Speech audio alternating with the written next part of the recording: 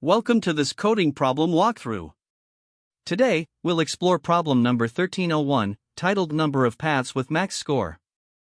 This intriguing problem challenges us to determine the maximum score achievable along paths in a grid, as well as the number of such paths. We'll break the problem down step by step, analyze different approaches, and arrive at the most optimal solution. Let's dive right in. In this problem, we are given a square board filled with characters, and our task is to navigate from the bottom right corner, which is marked as S, to the top left corner, marked as E. Along the way, the board contains digits from 1 to 9 that represent points we can collect, as well as obstacles marked by X that we cannot pass. The allowed movements on the board are up, left, and diagonally up left. The objective is twofold: first, to compute the maximum score we can achieve on any valid path from S to E, and second, to find the number of such optimal paths. Since the number of paths can potentially be very large, we are required to return this value modulo 10 to the power of 9 plus 7. If there is no valid path between S and E, we should return 0, 0.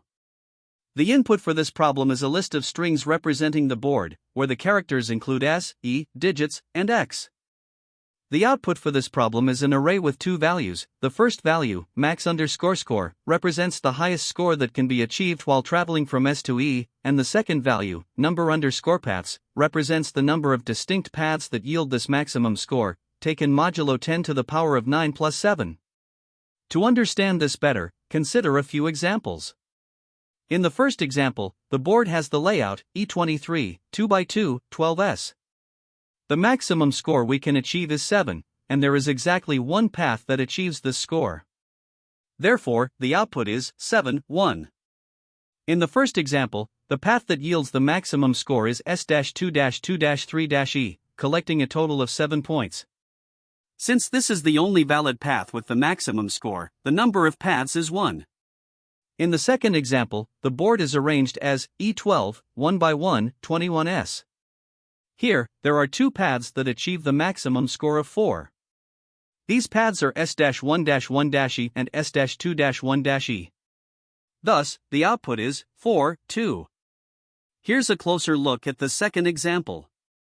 The two paths yielding the maximum score of 4 are distinct. The first path starts at S, moves to the one directly above it, then to another one, and finally reaches E.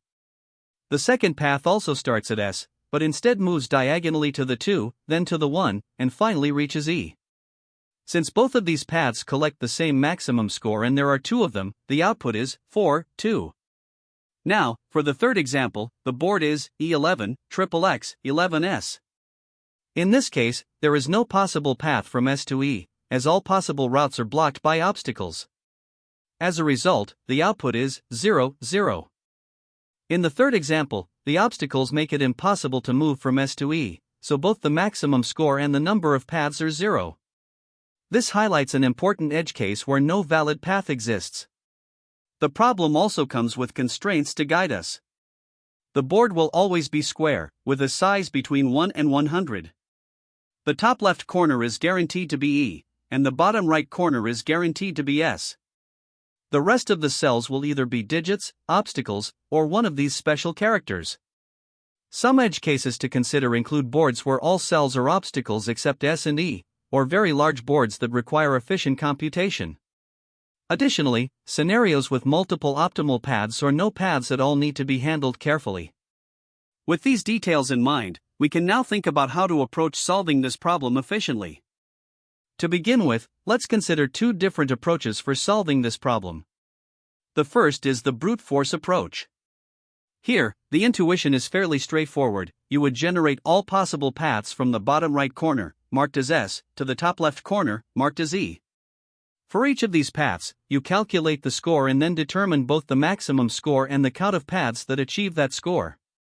However, while simple in concept, this approach is computationally infeasible for larger boards.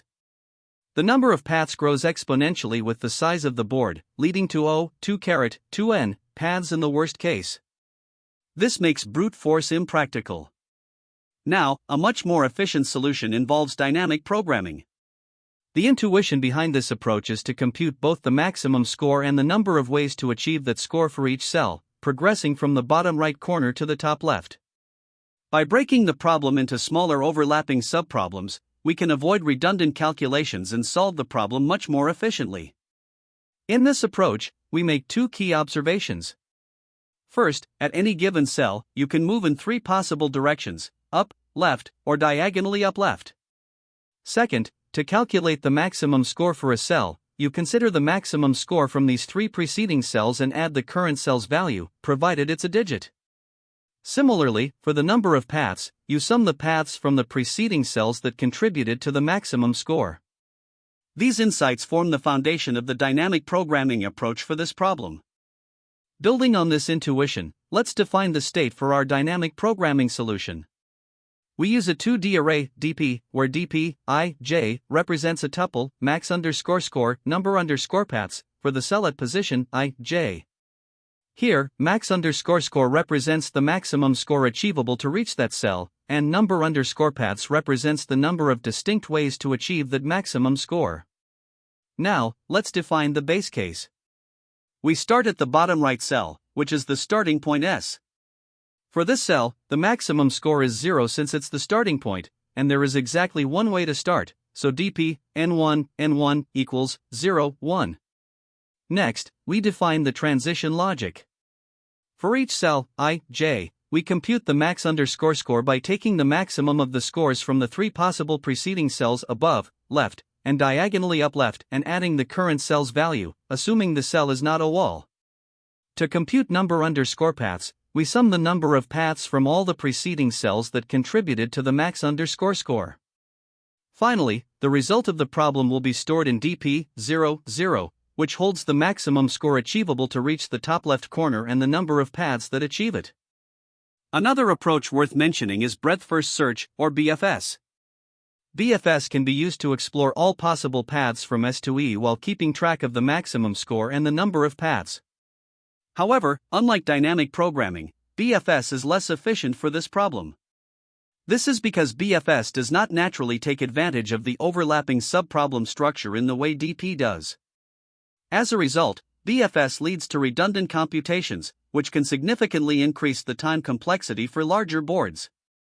Therefore, when we evaluate the efficiency of different strategies, dynamic programming clearly stands out as the optimal choice.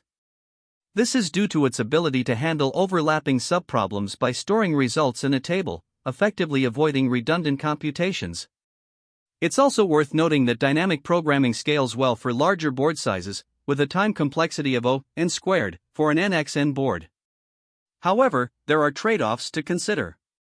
One limitation is space complexity, as the DP table requires n squared space, which could be challenging for very large boards.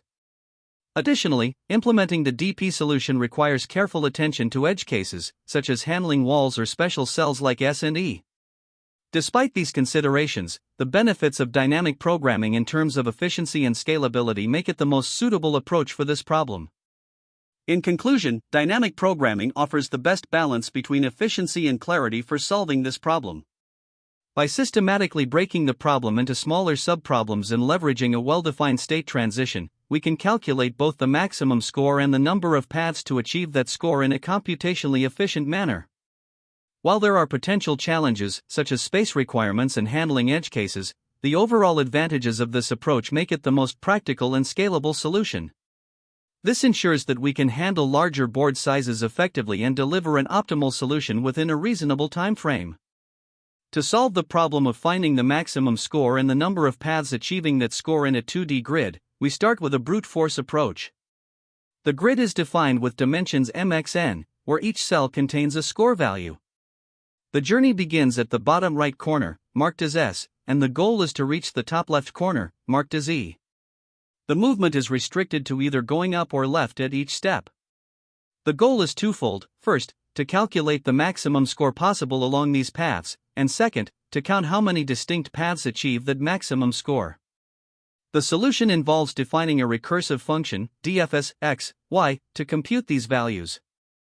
The base case of this recursion is straightforward. If we reach the starting cell at 0, 0, there is only one path with the score being the value of that cell. For all other cells, we recursively compute the results by exploring paths from the neighboring cells above and to the left, if they are within bounds. From any cell, x, y, we compute the maximum scores and the number of paths achieving those scores by looking at the cells directly above, x1, y, and directly to the left, x, y1. For each valid neighboring cell, we retrieve the maximum score and path count. Let's denote these as score_top and paths_top for the cell above, and score_left and paths_left for the cell to the left. Using this information, the maximum score from cell x, y is determined by adding the current cell's value to the greater of the scores from above or from the left.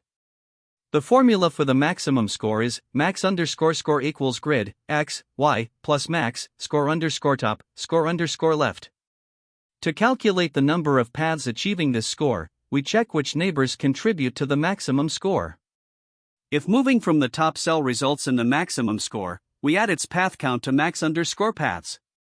Similarly, if moving from the left cell achieves the maximum score, we add its path count as well. Starting from the bottom right corner, we recursively calculate these values for every cell in the grid. Once we've computed the maximum scores and path counts for all cells, we can aggregate the results for the entire grid. The final output consists of the maximum score achievable along any path and the total number of paths that lead to this maximum score.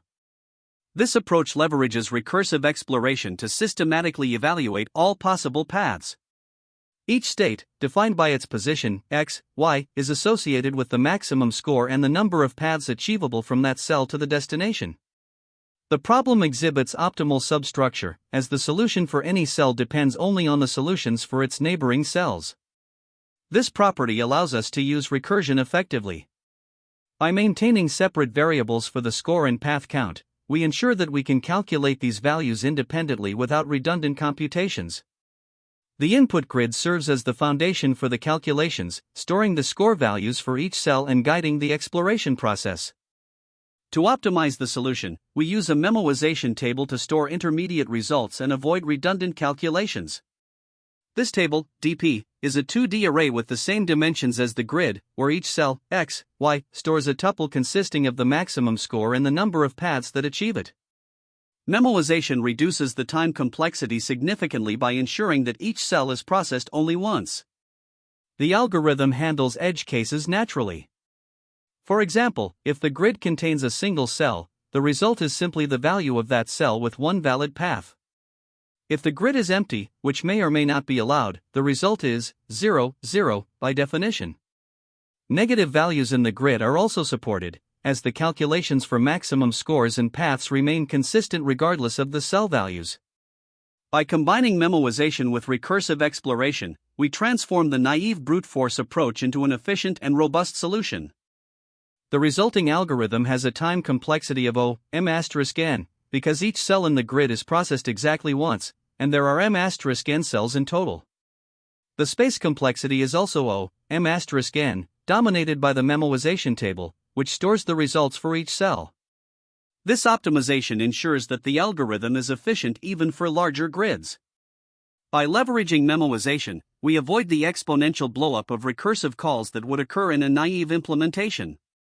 Overall, the combination of recursion, memoization, and careful handling of edge cases makes this algorithm both efficient and reliable for solving the problem of finding the maximum score and the number of paths that achieve it in a 2D grid. Here, we start by defining the main function pathsWidthMaxScore, which takes the board as input. First, we define a constant mod to handle large numbers, as we'll need to return our results modulo 10 to the power of 9 plus 7. Next, we determine the size of the board, n, since it's an n×n grid. We initialize two 2D lists, max_score and number_paths, both of size n×n, where max_score, I, j, will store the maximum score achievable at cell, I, j, and number_paths, I, j, will store the number of such paths. Initially, all cells are set to 0. The start point, which is the bottom right corner of the board, is handled explicitly by setting number_paths, n1 to 1, indicating there's exactly one way to start from this cell. Now, we traverse the board in reverse order, iterating from the bottom right to the top left. For each cell, if it contains an obstacle X or is the start cell S, we skip further processing for that cell. For the remaining cells, we evaluate the three possible directions a path could come from: down, right, and diagonal. By iterating through these directions, we calculate the neighboring cell indices, NI, New Jersey, and check if they are within bounds and part of a valid path. If they are, we compute the potential score for the current cell by adding the score from the neighbor and the value of the current cell, unless it's the endpoint E, which contributes 0 to the score. If this new score is greater than the current maximum score for the cell, we update max_score, I, j, and set number_paths, I, j, to the number of paths coming from that neighbor. If the calculated score equals the current maximum score for the cell, we simply add the number of paths from the neighbor to number_paths, I, j, ensuring we don't exceed the modulo constraint by taking the result modulo mod. This way, we account for all possible paths that achieve the maximum score. Finally, after processing all cells, the result is found in the top left corner of the grid, which is the destination cell. We return a list containing two values, max_score 0, 0, which is the maximum score achievable, and number_paths 0, 0, which is the number of distinct paths that achieve this maximum score. This concludes the implementation, ensuring we've considered all valid paths and efficiently handled the constraints of the problem. Here, we begin by importing the necessary libraries and defining the solution class. A constant mod is initialized to handle modulo operations for large numbers, ensuring we avoid overflow. The method pathsWithMaxScore takes a list of strings called board, which represents the grid. We initialize the size of the grid, n, and create two 2D arrays, maxScore to track the highest scores at each cell, and numberPaths to count the number of paths leading to that cell. Initially, the number paths at the bottom right corner, our starting point, is set to 1. We use a nested loop to traverse the grid in reverse, starting from the bottom right corner. For each cell, we first check if it's an obstacle, X, or the start point, S. If so, we skip further processing for that cell. Otherwise, we iterate through all possible directions, right, down, and diagonally down right. For each direction, we calculate the new indices NI and New Jersey. If the new indices are within bounds and there is at least one path to that cell, we calculate the potential score by adding the score of the destination cell, unless it's the endpoint E, where the score remains 0. This sets the stage for comparing and updating scores and paths in the next part of the code. When the calculated current score exceeds the existing score in maxScore for the current cell, we update maxScore, I, j, with this new score and set numberPaths, I, j, to the number of paths from the neighboring cell. If the current score matches the existing maximum score, we simply add the number of paths from the neighboring cell to the current cell, ensuring the total remains within the modulo constraint using %mod. This way, we dynamically calculate the maximum score and the number of paths for each cell as we traverse the grid. Finally, after completing the traversal, the top left corner of the grid, maxScore 0, 0, will contain the maximum score possible to reach the endpoint, and numberPaths 0, 0, will contain the total number of distinct paths achieving that score. The method returns these values as an integer array containing two elements, the maximum score and the number of paths. This completes the implementation of the solution. Here, we are solving the problem on a simple 3x3 board where the start point is at the bottom right and the end point is at the top left. First, we initialize two 3x3 grids, one for the maximum score at each cell, called max_score, and another for the number of paths leading to each cell, called number_paths. Both grids are initialized to 0, except for the starting cell, which we set in number_paths to 1, as there is exactly one way to be at the start. Then, we begin traversing the board in reverse, starting from the bottom right corner at 2, 2, and moving toward the top left corner at 0, 0. At 2, 2, which is the starting point labeled S, no updates are necessary since it is the initialization point. From here, we move to cell 2, 1, where the value is 2. We check possible moves from 2, 2 to 2, 1, and calculate that the score becomes 2. We update max_score 2, 1 to 2 and number_paths 2, 1 to 1, as there is only one path leading to this cell. Next, at cell 2, 0, the value is 1. From cell 2, 1, we calculate that adding this value gives a score of 3, so we update max_score 2, 0 to 3 and number_paths 2, 0 to 1. Moving up to row 1, cell 1, 2, is an obstacle, so it is skipped. Similarly, cell 1, 1 is also an obstacle and is skipped. At cell 1, 0, the value is 2. From cell 2 0, adding this value results in a score of 5. We update max_score 1 0 to 5 and number paths 1 0 to 1 as the only valid path comes from below. Next, at cell 0 2, the value is 3. However, since there are no valid paths leading to this cell from 1 2, no updates are made here. Now, at cell 0 1, the value is 2. From cell 0 2, adding this value results in a score of 5. We update max_score 0 1 to 5 and number paths 0 1 to 1 as there is only one valid path leading to this cell. Finally, at cell 0 0, which is the ending point labeled E, we check possible moves from 0 1. Adding the value at 0 1 gives a score of 5. We update max_score 0 0 to 5 and number paths 0 0 to 1 as there is only one path leading to the end. The final output for this example is 5 1, indicating the maximum score is 5 and there is exactly one path achieving this score. In this second example, the board is such that there are no valid paths from the start to the end due to obstacles completely blocking the way. As before, we initialize the max_score and number paths grids, and set number paths 2 2 to 1 for the starting point. However, when traversing the board, we find that all cells in row 1 are obstacles, so they are skipped. This means there is no way to move from the starting point at 2 2 to the ending point at 0 0. As a result, the output is 0 0, indicating that the maximum score is 0 and there are no valid paths. In this final example, the board contains multiple paths that achieve the same maximum score. We initialize the grids as before, with number paths 2 2 set to 1. Starting at 2 2, no updates are needed since it is the starting point. At 2 1, adding the value 2 from S gives a score of 2. At 2 0, adding the value 1 from 2 1 results in a score of 3.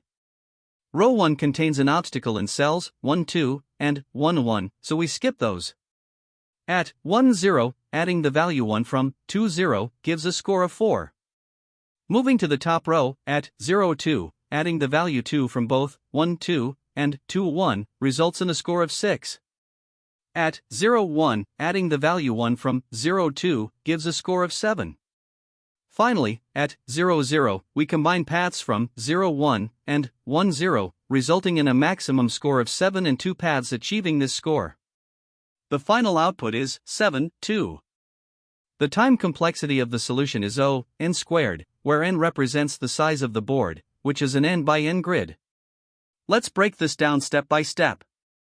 First, the solution uses two nested loops to traverse the board in reverse order, starting from the bottom right corner and working toward the top left. The outer loop iterates over the rows, and the inner loop iterates over the columns. Together, these two loops ensure that every single cell on the board is visited precisely once, resulting in O, n squared iterations. Next, for each cell, we evaluate 3 potential moves, downward, to the right, and diagonally. For each of these moves, we check the bounds to ensure the move is valid, and then update the score and path count for that cell, all of which are constant time operations.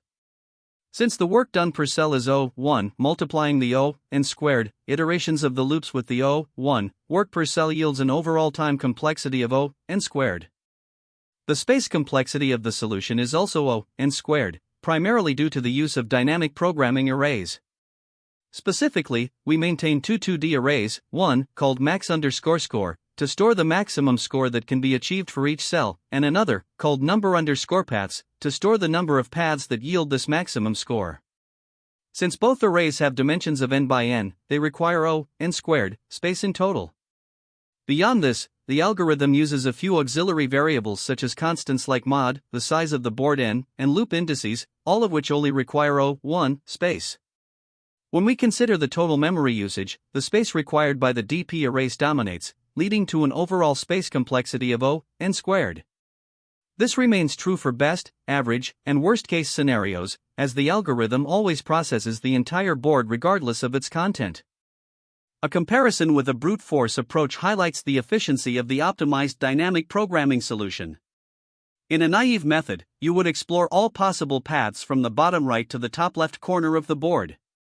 Since each cell offers up to 3 possible moves, the total number of paths to consider would grow exponentially, leading to a time complexity of 3 n squared.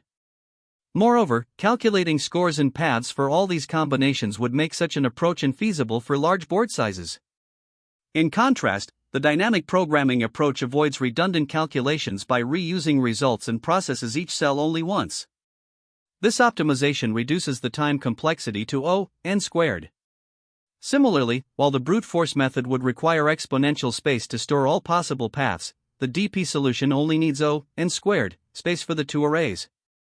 Mathematically, the time complexity is derived from the fact that we iterate over all n by n cells, performing constant time operations for each, resulting in n squared. The space complexity follows directly from the memory used by the 2 DP arrays, which is also n squared. When tackling this problem, there are several common mistakes to watch out for. First, ignoring edge cases can lead to major issues. For example, you need to ensure your code handles scenarios like empty grids, grids with only a single row or column, or cases where obstacles completely block the path. Overlooking these can cause runtime errors or incorrect results. Another pitfall is using an inefficient brute force approach. While it might seem straightforward, brute force often results in exponential time complexity, such as 2 m plus n, which is impractical for larger grids and can cause time limit exceeded errors. Additionally, when using dynamic programming, it's crucial to define your state clearly. For example, dp I,j might represent the maximum score to reach a specific cell. If this isn't well defined, it can lead to incorrect transitions and logic errors. Speaking of transitions, mixing up the directions of grid traversal is another frequent issue. If the problem specifies moving from bottom right to top left, ensure your transitions follow that direction instead of the reverse. Finally, skipping input validation is a common oversight. If the grid allows negative or 0 values, they may require special handling to ensure your path scoring logic remains correct. Now, when preparing for an interview, there are a few key insights that can help you approach this problem effectively. Start by clarifying the problem constraints. For instance, ask about the grid size, the allowed movements, whether they include up, left, and diagonal, and whether the grid values can be negative. These details can significantly impact your solution. Next, focus on optimization early. While brute force might be a starting point, interviewers often expect you to transition quickly to more efficient approaches like dynamic programming or memoization. It's also important to communicate your thought process clearly. Break down your approach step by step, emphasizing how you handle edge cases and optimize the solution. This not only demonstrates your technical skills but also shows your ability to think critically under pressure. Finally, recognize that many grid-related problems share common patterns. For example, shortest path problems often involve algorithms like BFS or Dijkstra, while maximum sum problems typically rely on dynamic programming. Identifying these patterns can help guide your approach and streamline your solution. There are also several related problems that can help you build a strong foundation for solving grid-based challenges. LeetCode 64, Minimum Path Sum, focuses on finding the path with the smallest sum in a grid, which shares similarities with this problem but emphasizes minimizing the score rather than maximizing it. LeetCode 62, Unique Paths, is another classic problem that involves counting the number of ways to traverse a grid, emphasizing combinatorics. A variation of this is LeetCode 63, Unique Paths 2, which introduces obstacles into the grid, making it more complex but also more aligned with real-world scenarios. Lastly, LeetCode 174, Dungeon Game, is an interesting problem that requires calculating the minimum initial health needed to survive a grid traversal. Each of these problems highlights different aspects of grid traversal, from pathfinding to scoring, and practicing them can deepen your understanding of the techniques involved. In terms of alternative approaches, dynamic programming is one of the most efficient methods, offering a time complexity of m*n. However, it does require additional space for the DP table, which can be reduced to n by reusing rows or columns. Memoized recursion is another option that's simpler to implement but may use more memory due to the recursion stack. Greedy algorithms can sometimes work for specific variations, such as monotonic grids, but they are not guaranteed to yield optimal solutions in general cases. Finally, backtracking is a more exhaustive approach, exploring all possible paths. While it can be effective when paired with pruning strategies to eliminate unnecessary computations, it's computationally expensive, often exhibiting exponential time complexity. Each of these techniques has its trade-offs, so it's important to choose the right one based on the problem constraints and requirements. Great job! We've reached the end of this problem walkthrough. To recap, we analyzed the problem, explored brute force and dynamic programming approaches, and derived an efficient solution. Remember the importance of dynamic programming for grid-based challenges and how to handle multiple states effectively. Thanks for watching, and we'll see you in the next one. That's the end of this tutorial. I hope you found this explanation helpful for understanding the solution to this LeetCode problem. If you enjoyed this content, please consider subscribing to the channel for more coding tutorials and solutions. Feel free to leave a like if this video helped you, and don't hesitate to comment with any questions you might have. Thanks for watching, and happy coding!